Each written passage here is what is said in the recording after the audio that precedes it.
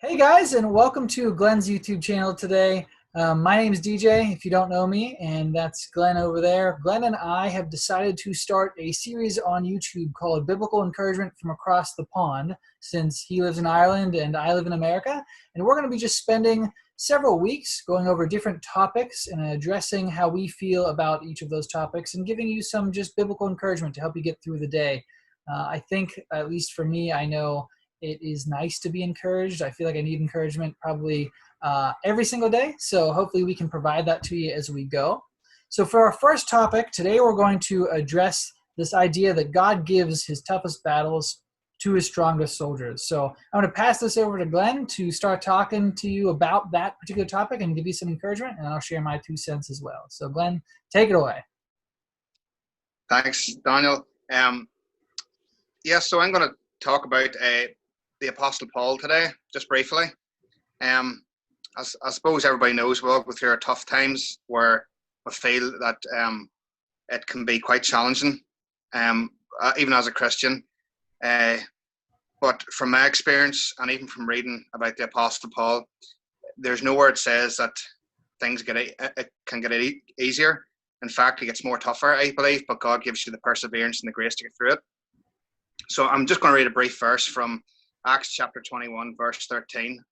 And it says, "Then Paul replied, 'What do you mean by weeping and breaking my heart like this? For I hold myself in readiness not only to be arrested and bound, imprisoned at Jerusalem, but also to die for the name of the Lord Jesus.'" So, if you read prior to that, I think it's verse 10, there's a prophet came and actually warned him and told him, if you go here, you're going to be arrested, you're going to be bound, and this is where you're going to end up. But Paul goes on ahead, and while in there, Paul actually witnessed to his captors. He actually witnessed to them. He used every opportunity, even in the hard times and the tough times, he used them to bring glory to Jesus, to still speak about the gospel. And I suppose just to encourage people who are maybe going through some tough times, where perhaps, I don't know, maybe for example, you've just become a Christian, or you've been a Christian for a while, and your family or your spouse isn't saved, and they've pretty much give you an ultimatum: either you pack it in, or you stay with us. And some people have had to choose between the Lord and their family. They've had to. I've heard stories before of friends, and they've had to make this hard choice. There's other people who has even lost jobs. But I just thought I would touch briefly on that there, because a lot of people go through some tough times, and even in tough times, I believe God gives us the grace to get through whatever we need to get through. I mean, for example, Paul, he had a sickness, and he often would have prayed to be healed, but God never did heal him. But he still kept going. He still kept praising and worshiping and thanking Jesus, and he turned out to be one of the best. Sorry, that's probably a wrong word, but my opinion, probably one of the best apostles. Like he pretty much wrote half of the New Testament. So, I admire the man because he went through a lot and he still held his faith to the very end. And that's just, I suppose, where I'm going to end my part. It's just to encourage people that if you are going through, as I would say, maybe hell on earth, and you feel that this is completely it, I can't take any more. Just keep hanging in there, keep praying to God, because he can give you the grace to get through it. And that's really it. Over to you. So I hope you guys didn't come here for a prosperity gospel, because that's not Glenn and I's view of the Bible. It's not how the Bible is actually written.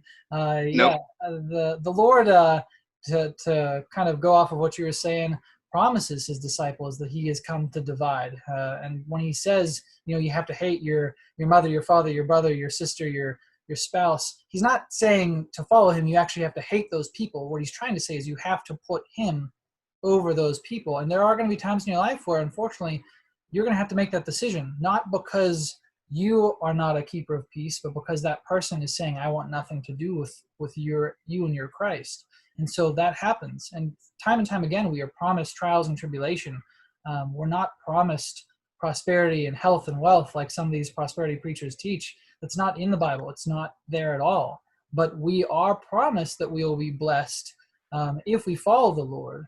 but those blessings are not the way in which we think of blessings. We think of material things. We think of, health and wealth, but what we're being promised is, a redemption with God. I mean, that is the story of the Bible. It's God redeeming his people. Salvation is a side note to that, but it is something that we receive and we are blessed. And I always tell people, like in Paul's situation, Paul technically was healed. He was healed after he passed on to glory and is in heaven. He's in his perfect body right now. He is healed.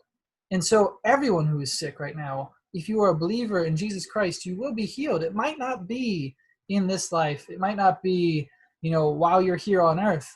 But if you believe, you will end up in heaven. And in heaven, there's no pain or suffering. We're told that in the book of Revelation. So you will experience healing at some point, and that is a promise that you can cling to. So I appreciate you sharing that, Glenn. Other thoughts before I share my side? No. Just I say, I'm just grateful that the two of us can do these videos. It's I say, even if it's to reach one person or encourage one person, it's been well worth it. That's just all I feel like, So. Amen, brother. Hey, I always say, all the time, effort, and energy in all these videos, if I can help just one person, it's worth every minute of it. And, I told you before we started, I actually hate being on camera. Most people don't know that.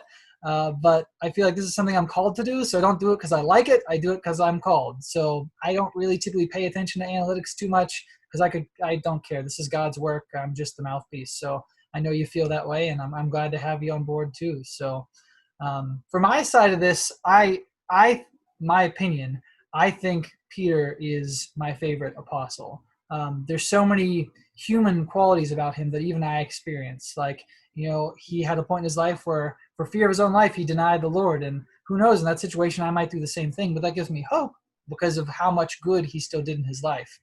So one of the verses I want to point to comes from Luke chapter 5. It's actually during Peter's calling.